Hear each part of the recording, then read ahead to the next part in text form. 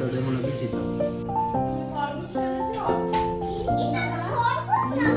আমি হচ্ছে এখান থেকে ব্লেন্ডারে ব্লেন্ড করে নিব।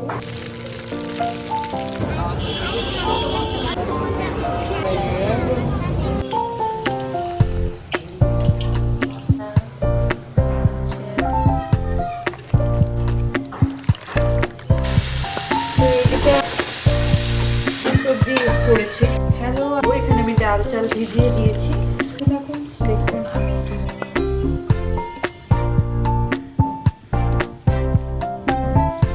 হ্যালো, আসসালামু আলাইকুম এভরিওয়ান। কি অবস্থা সবার? সকাল সকাল আজ শুরু করেছি। এই তো শোকেসটা আজকে পরিষ্কার করব। আমি মোটামুটি উপরের থাক আর নিচের থাক খালি করে ফেলেছি। দেখুন কি পরিমাণে এখানে ধুলাবালি জমেছে। অনেকদিন ধরে এগুলো ক্লিন করবো ভাবছিলাম, বাট করা হচ্ছিল না। আলহামদুলিল্লাহ আজকে সময় হয়েছে, পরীক্ষা টরীক্ষা সব শেষ। ভাবলাম যে আপাকে নিয়ে এগুলো ক্লিন করি। তার মোটামুটি এখানে সব নামিয়ে নিয়েছি। আমি অলরেডি অনেক কিছু ধুয়েও ফেলেছি, আপাকে দিয়ে বাকিগুলো ধোয়াবো। যেহেতু এগুলো একটু সেন্সিটিভ জিনিস, আমার ভয় লাগে আপাকে দেওয়ার জন্য, তাই এগুলো আমি নিজেই ধুবো। আর এদিকে অলরেডি আমি এখানে হচ্ছে ধুয়ে ফেলেছি নাসরিনের গাউনের। এরপর আপা চলে এসেছিল, তারপর আপাকে দিয়ে বাকি জিনিসগুলো আমি পরিষ্কার করাচ্ছিলাম। আর এইদিকে যেহেতু আমার কাজ শেষ, আমি একটু চা খেয়ে নিচ্ছিলাম। অনেক দিন পরে শোকেস নাড়া দিয়ে এই কাপটি বের করেছিলাম। তারপর চলে আসলাম এই তো রান্না বান্না করতে। খিচুড়ি আর গরু মাংস রান্না করব 16 ডিসেম্বরে। বাংলাদেশের ম্যাক্সিমাম ফ্যামিলিতে, ম্যাক্সিমাম বাসাতেই খিচুড়ি গরু মাংস এগুলো রান্না হয়। যেহেতু একটু শীত শীত ওয়েদার, আর বাসায় আমার কাজিনও এসেছে ওর বেবিদেরকে নিয়ে, তো এই তো আমি এখানে গরু মাংস নিয়ে নিয়েছি। আর বাচ্চাদের জন্য একটু চিকেন ফ্রাইও করব। এখানে চিকেন ভিজিয়ে দিয়েছি। তো এই তো এগুলো ছোটানোর জন্য আমি একটু চেষ্টা করছিলাম ম্যারিনেশন করে রাখার জন্য। যেহেতু শীতের দিন অনেক ছোট হয়, আমাকে খুব দ্রুত রান্না করতে হবে। আদা রসুন পেস্ট করে নিব। এই তো এখানে রসুন নিয়েছি। এর মধ্যে আগে থেকে কেটে রাখা সবজিগুলো সব দিয়ে দিব।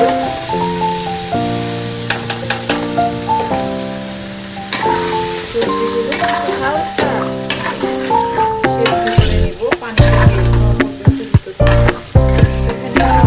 সবজি ইউজ করেছি। তো আমার সবজি কষানো শেষ। এখন হচ্ছে আমি আগে থেকে ধুয়ে রাখা চালগুলো সব দিয়ে দিই। এই তো এখন হচ্ছে আমি চিকেনগুলো একটু ম্যারিনেশন করে নিব। এখানে আমি কালো গোলমরিচের গুঁড়োটা দিচ্ছি, পরিমাণে একটু বেশি দিব, এটা অনেক লাইট স্মেল দেখলাম। আর এখানে হচ্ছে আমি দিয়ে দিচ্ছি হচ্ছে লাল মরিচ পাউডার, সাথে দিয়ে দিব সয়া সস, এবং স্বাদ মতো দিয়ে দিয়েছি লবণ, এবং আদা রসুনও এখানে আমি একটু অ্যাড করে দিব পরিমাণ মতো। আদা রসুন না দিলে তো আর হয় না, যেহেতু মাংস জাতীয় খাবার। এবার এগুলোকে আমি ভালো করে মেখে নিব। ততক্ষণ পর্যন্ত এগুলো আমি মাখাবো যতক্ষণ পর্যন্ত মশলাগুলো এর ভিতরে ভালোভাবে না ঢুকে যায়। ঠিক ততক্ষণ পর্যন্ত আমি এগুলোকে মাখিয়ে নিব। এই তো সুন্দর করে মাখিয়ে নিচ্ছি।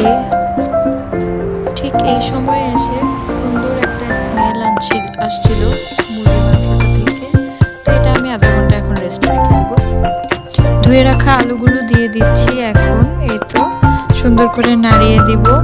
এবং গরু মাংসটা হয়ে আসার মধ্যে আমি হচ্ছে এখানে চিংড়ি মাছের ভর্তা বানাবো, এবং সব কিছু এখানে রেডি করে নিচ্ছি। রসুন আর পেঁয়াজ এগুলো ভাজবো, তারপর হচ্ছে চিংড়ি মাছগুলো ভেজে নিব। আমি শুরুতেই চিংড়ি মাছগুলো ভালো করে ভেজে নিচ্ছি। ছোট চিংড়ি মাছ ছিল না, তাই বড় সাইজের 4টা চিংড়ি মাছ নিয়ে ভালো করে ভেজে নিয়েছি। এখন এখানে হচ্ছে কাঁচামরিচ আর রসুন একটু ভেজে নিচ্ছি, সেই তেলটাতেই ভাজছি। এরপর এখানে কিছু পেঁয়াজ দিয়ে দিয়েছি, এবং আমি এগুলোকে ভালোভাবে ভেজে নিচ্ছি। মরিচের পরিমাণটা আমার কম মনে হচ্ছে, তাই আমি একটা বোম্বাই মরিচ দিয়ে দিয়েছিলাম সাথে। আর এখানে আমি সালাদ কেটে নিয়েছি, শসা, টমেটো, পেঁয়াজ, গাজর, তারপর হচ্ছে কাঁচামরিচ, সব কিছু কেটে নিয়েছি। দেখতে খুব সুন্দর লাগছে না থালিটা? এই তো আমার সব কিছু রেডি হয়ে গেছে। এখন হচ্ছে চিংড়ি মাছগুলোকে আমি গ্রাইন্ডারে আগেই একটু গ্রাইন্ড করে নিব, যেহেতু আমি পাটাপাটিতে বাটাবাটি একটু কমই করি।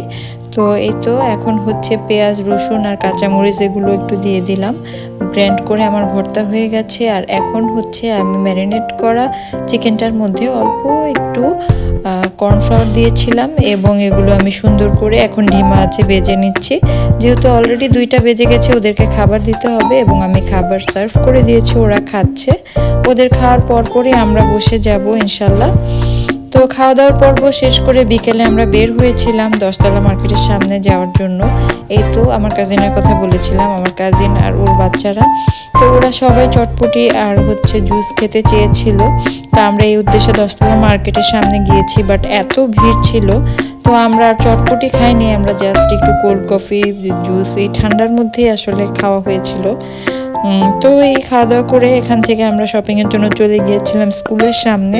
ওখানে একটা এক্সপোর্টের দোকান আছে যেখান থেকে আমি সবসময় আমাদের বাচ্চাদের জন্য টুকটাক কেনাকাটা করি। রিজনেবল প্রাইসে অনেক ভালো জিনিস পাওয়া যায়। দেন ওখান থেকে বড় খালার বাসায় যে এই তো পিঠা পুলির উৎসব, খালা 2-3 রকমের পিঠা বানিয়েছিল, পিঠা খাচ্ছি, মজা করছি। পিঠা খেতে খেতে বিভিন্ন রকমের ট্যুর প্ল্যান করছিলাম, খাগড়াছড়ির ব্যাপারে এটা সেটা। অনেকদিন পর খালুর সাথে কথা হলো। খালার বাসায় একদিন থাকার ইচ্ছে আছে, জানি না কবে থাকতে পারবো। তো এই তো পিঠা খেতে খেতে হঠাৎ আমার শোকেজের দিকে চোখ গেল এবং খালার এই কারুকাজ করা জিনিসগুলো একটু ভিডিও ফুটেজ শেয়ার করলাম আপনাদের সাথে। আজকের জন্য এতটুকুই, ভালো থাকবেন সবাই, বাই।